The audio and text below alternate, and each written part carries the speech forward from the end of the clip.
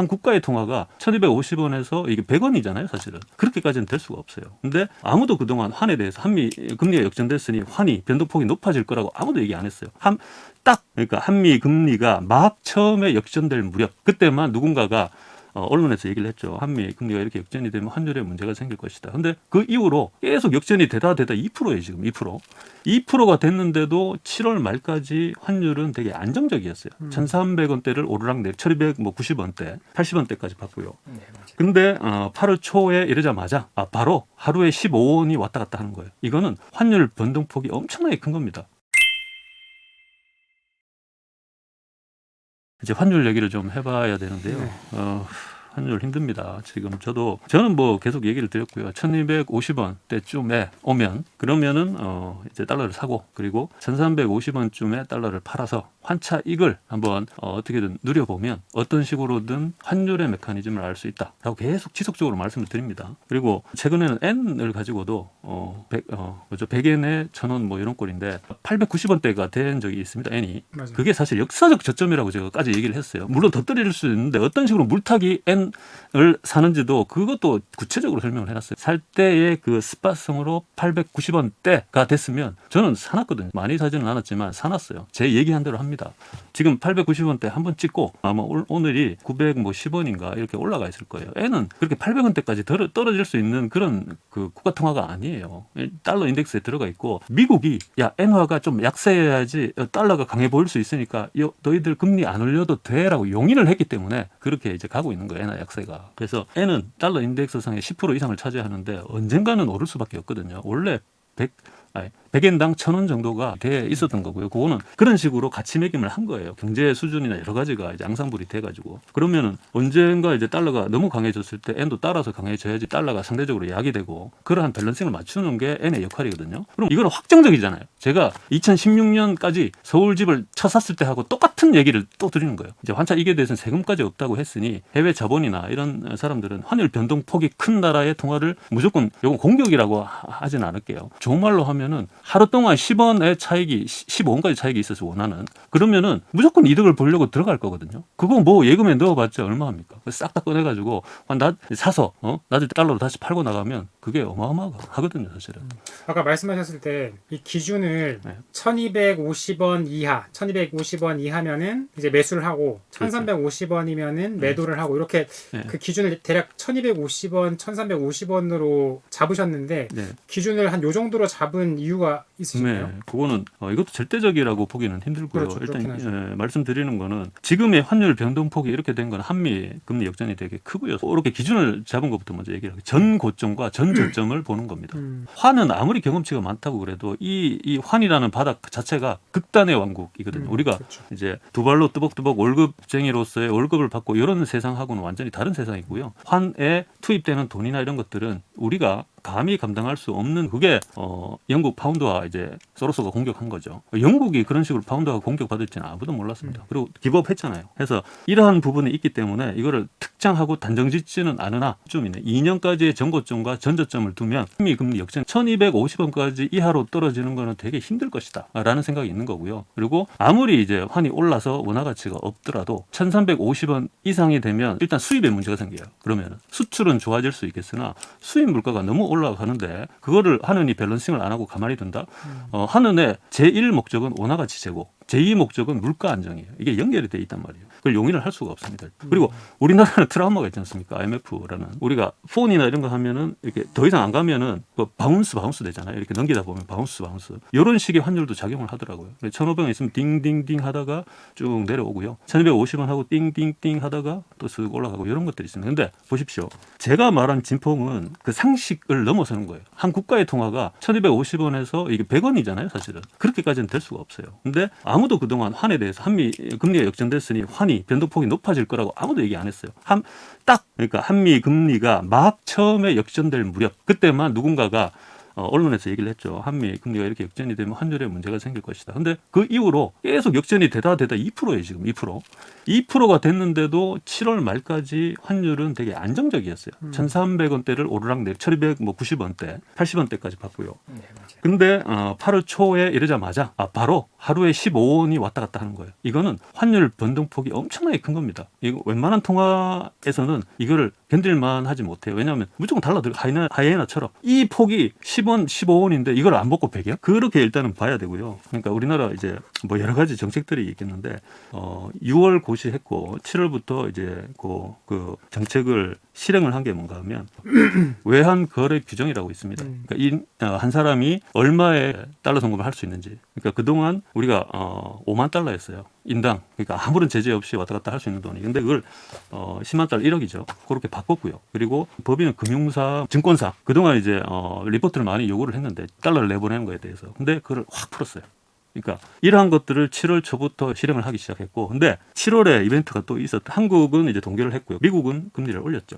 이게 한 달 기간에 촉발이 됐고, 그 결과론적으로 8월달에 환율의 이런 변동폭, 상상하기 힘든 변동폭이 나타난 거예요, 지금 결과적으로. 그래서 이런 변동폭이 있다는 것들을 이제 여러 가지 펀드들, 헤지 펀드들이 어느 정도는 눈치를 채고, 저렇게 하루 만에 뭐 7%, 8%의 이득을 보는 거를 그냥 눈 뜨고 가만히 있겠는가? 그렇지 않습니다, 그들은. 맨날 하는 게 그건데, 예금에 미국 국채에 잘 박혀 있는 놈까지도 이제 팔고 이걸로 이제 해서 환차 이익을 노릴 거라는 생각이고요. 일단 환에 대해서는 이렇게 봐야 돼요. 그 환만 환차익을 노리는 사람이 별로 없어요. 대부분 상업용 부동산이나 주식을 많이 왔다 갔다 하고, 주식은 이제 왔다 갔다 빼기가 좋으니까 주식을 예로 들면 일단 주식을 해외 자본이 갖고 있잖아요. 근데 환율이 낮아졌어. 일단 낮아요. 그런 상황에서는 일단 달러로 바꾸기가 용이하잖아요. 이제 원달러 환율이 낮아진 거는 1달러를 사는데 더 유리한 조건이잖아요. 그러면은 환차 이익을 고려해서 주가가 아무리 빌빌거리고 안 올라도 일단 거기서 돈을 뺍니다. 그럼 어떻게 돼요? 주가는 내려가잖아요. 주가 지수를 볼게요. 일단 내려가요. 파란색. 근데 그걸 가지고 이제 한국 돈을 달러로 바꾸는 거잖아요. 그러면 한국 돈이 많아지잖아요. 달러로 바꾸 시중에는. 그러면은 환율은 어떻습니까? 올라가요. 빨간색. 그리고 그 반대 환율이 1,320원 정도인데, 근데 이 타이밍은 나쁘지 않다. 이렇게 보면 일단은 1,250원대에 팔았던 1달러를 1,315원 주고 다시 사는 거예요. 그럼 완전 이익이 생기는 거예요. 일단은. 그러고 나서 어디에 투자한다? 주식에 투자하는 거예요. 그러면 자, 환율은 내려가고 파란색이고 주식은 올라가면 이게 빨간색이잖아. 이런 메커니즘이 너무나 극명하게 드러납니다. 네이버에 보면 주식 대 환율 뭐 이렇게 있거든요. 네, 그럼 국내 증시, 해외 증시, 뭐 시장 지표. 그렇죠. 네. 주식이 파란색이면 이 경향이 그렇다는 거예요. 연관성으로 보면 주식이 파란불이면 환율은 빨간색이고요. 환율이 파란색이면 주식은 빨간색이에요. 거의 경향이 그래요. 연관성을 따지면. 이게 인과관계에 있는 건 아닙니다. 이게 뭐 때문에 뭐가 오르고 인과관계가 아닌데 연관도가 높은 것들이 있어요. 이런 식의 생각들, 스탠스를 갖고 있으면 항상 이게 역관계가 되잖아요. 이런 식의 경향이 많이 보일 확률이 높거든요. 저 질문 좀. 네네네. 저 같은 경우에는 뭐 이런 환 투자 네. 같은 걸 해본 적이 없어요. 완전 뭐 초보인데 잘 알아듣지도 못하겠어요. 근데 이게 초보 투자자들도 이 환차익이나 이런 환 투자 같은 것들이 가능성 있나요? 노하우 같은 게 있어요? 일단은 환은 우리가 이른바 선행 투자라고 하는 이런 것들이 있을 수가 없어요. 왜냐하면 이런 거예요. 바닷물에다가 스포일러로 물방울을 떨어뜨렸어, 누군가가. 내가 기름 떨어뜨렸다. 야, 이거 다 기름 되네? 이래봤자 아무 의미가 없잖아요. 여기서는 선행 투자가 의미가 없어요. 내가 아무리 여기 엔화를 많이 샀다고 해도 이게 주식이나 일부 주식이나 부동산도 지방 부동산 같은 경우에는 선행 매매를 하고 오른 차익을 덮어 씌우면서 자기는 엑시트하는 전략이 있지 않습니까? 여기는 그런 건 없습니다. 대신 극단의 왕국 특징이 뭔가 하면 나도 모르는 뭔가의 태풍 같은 게, 우리가 바다에는 오늘 태풍 왔지 않습니까? 그러니까 예를 들면 해외 자본, 특히 소로소가 있는 퀀텀 펀드나 이런 것들은 태풍의 역할을 하는 거는 맞거든요. 바다를 다 집어삼킬 수는 없으나 특정 기간에 특정 국가에는 영향을 심하게 끼칠 수 있어요. 근데 이런 게 오면은 타이밍이 생겨요. 그러니까 무슨 타이밍이냐 하면 우리가 이른바 부동산이나 주식 투자를 대략적으로 많이 하는데 이러한 부분들이 환율의 움직임에 따라서 그 가격이 추세적으로 내려가든지 오르는지 하는 경향을 많이 보였어요. 그래서 이런 부동산이나 주식의 추세를 보려면 환율을 좀 보는 게 맞고요. 지금은 단기적으로 급등했으니까 또 이제 내리고 하면서 이런 환차 이걸 보는 세력들은, 그룹들은 이득을 보겠죠. 근데 지금 말씀하셨던 초보 투자자 입장에서 환차 이익에 대해서 이게 하는 게 맞느냐 이런 얘기잖아요. 초보일수록 갈수록 환차 이익하고 환율에 대한 개념은 무조건 알아야 됩니다. 이 주식은 또 좀 다르고 부동산을 봤을 때는 평생에 이제 저는 매도를 하고 매수를 하는 메이저 매도라고 제가 용어를 정했어요. 그러니까 정말로 매도를 할 타이밍이 한두 번은 있거든요. 그건 매도를 해야지 다른 투자를 하든지 하기 때문에 저도 꾸역꾸역 모으는 스타일이기는 한데 시간의 세례를 먹고 이제 계속 화폐 가치가 낮아진다고 보면 부동산은 특히나 가지고만 있으면은 나중에는 다 오르기 때문에 가지고 있으면 돼요. 한데 정말로 힘든 상황, 그러니까 리만 무너졌을 때 금융위기 때죠. 2008년. 그리고 IMF는 이제 너무 옛날이고 그리고 2013년도 약간 그런 것들이 있었습니다. 이런 부분들을 어떤 식으로 바라봐야 되는지는 우리 돈, 화폐 가치를 봐야 되는 게 저는 맞다고 생각하거든요. 그게 환율이고 이게 달러 같은 기축통화가 아니기 때문에 달러 대비해서 어떤 요 포지션에 있고 환율이 낮아질까 올라갈까에 따라서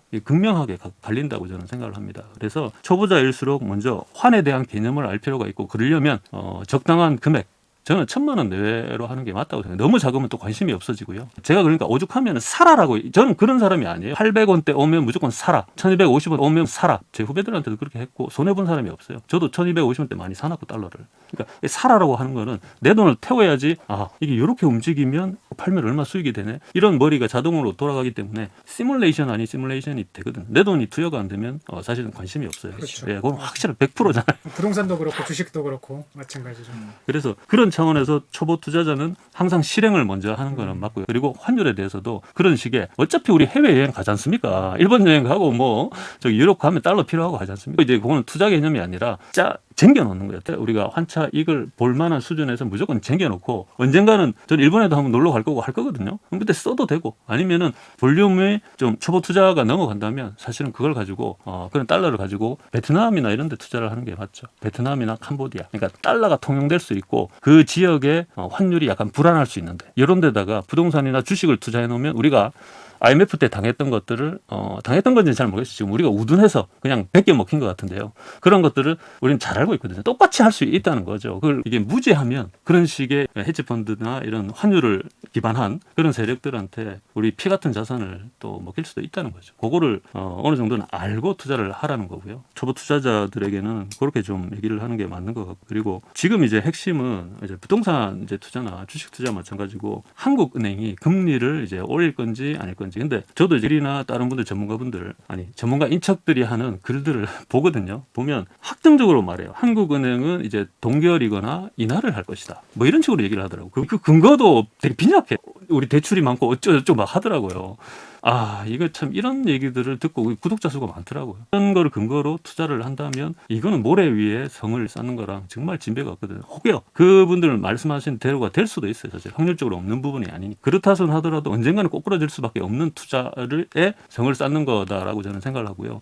금리 인상을 하는지 안 하는지 그대로 보려면 환율을 봐야 되는 거는 그건 확실합니다. 그렇게 환율의 타이밍을 놓고 자산가격 변동 이게 어려우면 환율은 금리하고 한국 금리하고 밀접하게 연관이 있는 건 맞지 않습니까? 미국 금리하고도 이렇게만 스텝을 밟아 나가도 한국 금리가 지금 오를 것 같은 확률이 더 높으면 사실은 좀 스탑을 하고 있어야 되는 거죠.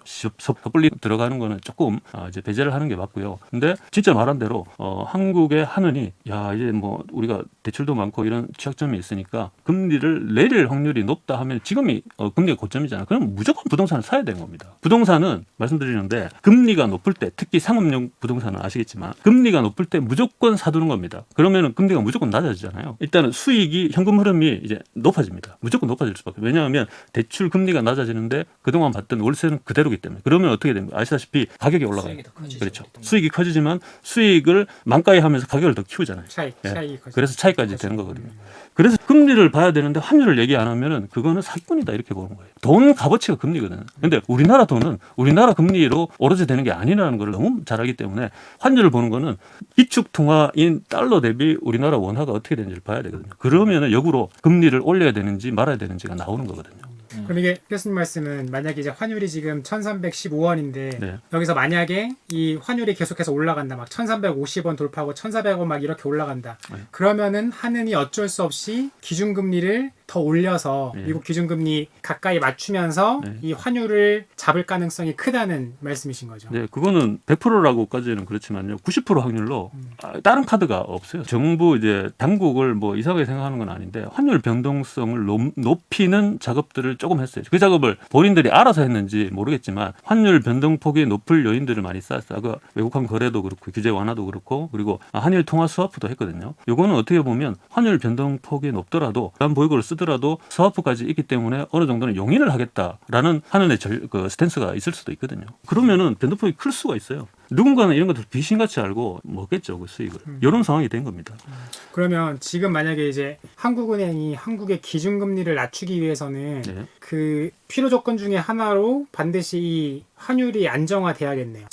최소 이제 1,300원 선은 유지를 해야 그렇죠. 한은도 환율이 안정화됐구나라고 생각을 해가지고 뭐 기준금리를 동결하든지 뭐 다시 인하하든지 할 생각을 좀 하겠네요. 근데 이런 것들은 저는 강하게 달러조차 저는 믿지 않지 않습니까? 뭘 믿느냐? 실물을 믿잖아요. 그게 원유 가격이고요. 원유 가격을 보면 달러 가치를 알 수 있고 지금 원유 가격이 계속 오르고 있거든요. 예언을 하자면 러우 전쟁은 올해 말이나 내년 초쯤 되면 아마 정전 분위기, 휴전 분위기가 될 겁니다. 그건 왜 그런가요? 그거는 달러 입장에서 보면 안 그러면 안 되거든요. 왜냐하면 걔들이 정전을 해야지 전후 복구 사업을 할 수 있어요. 우크라이나는 대규모로 할 수밖에 없거든요. 그러면은 어떤 식으로든 달러가 쓰일 수밖에 없습니다. 왜냐하면 리소스가 쓰이는데 그거 다 결제는 달러로 할 거거든요. 달러가 쓰일 수 없는 큰 루트가 하나 생기고요. 지금 달러 가치가 너무 형편없다는 거를 다 아시지 않습니까? 너무나 많이 풀었어요. 근데 어디가 쓰여야지 얘가 재구시를 하거든요. 돈으로서의. 그런 것들을 자꾸 만들어 두는 거예요. 미국은 미국 방위 전략에 보면 두 군데 동시에 뭐 전쟁을 일으키지는 않는다고 돼 있거든요. 그러면은 이게 끝나야지 대만의 지정학적 리스크가 커지거든요. 자, 왜 그렇게 하는가 하면 이 지정학적 리스크가 중동이든 뭐 옛날 한국도 있었고 이런 게 있어야지 달러 수요가 각국에 퍼져나가면서 늘어요. 그러니까 이게 지금 잘 안 되다 보니까 달러가 막 쌓이면서 미 국채 가격이 막 오르고 있죠. 기금리를 안 올랐는데 국채 찍어낸다고 하니까 국채 가격은 떨어지고 금리는 오르니까 이런 상황이 막 생기는 거예요. 미국 기준금리가 어느 정도 높아 있는 상황이지 않습니까? 근데 거기다가 정말로 파월이 이제 근본적인 워딩을 걷어내고 야 보니까 달러 가치 제고가 아직 조금 덜 됐는데 한 번만 더 하자. 이러면 완전히 달러가 이제 강세로 치닫는 거죠. 어떤 극단적인 사례라고도 볼 수가 있습니다. 이러한 극단적인 사례를 확률이 어느 정도 되는지는 모르겠지만 일어날 소지가 있다는 것들 우리는 알고는 있어야 된다는 생각이고요.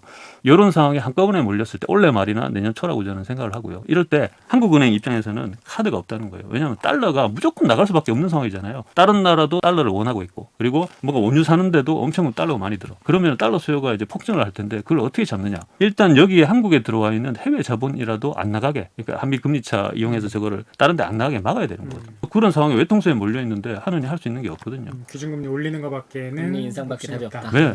그러니까 외통수 비슷하게 몰린 거예요. 그래서 저는 금리를 이제 가장 이제 지금 뭐 자산에 투자하는 사람 입장에서는 주요한 요인이라고 보면 저는 금리랑 정부 정책이라고 보고요. 부동산 입장에서. 그럼 금리는 사실은 동결이면 되게 나이스하고요. 근데 한 번은 무조건 올려야 돼. 하나는. 왜냐하면 이게 안 올리면 너무 사변적인 리스크가 막 곳곳에서 환율도 완전히 왔다 갔다. 일단 한 번은 올려놓고 환율도 어느 정도는 이렇게 안정적 딩딩딩 하게 지금 팅팅팅 이러잖아요. 이런 거는 원하지 않거든요. 왜냐하면 헤지 펀드에 먹잇감이 될 뿐이니까. 그래서 어떤 식으로든 이제 소프트리하게 할 겁니다. 지금 제가 뉴스를 어젠가 보니까 네.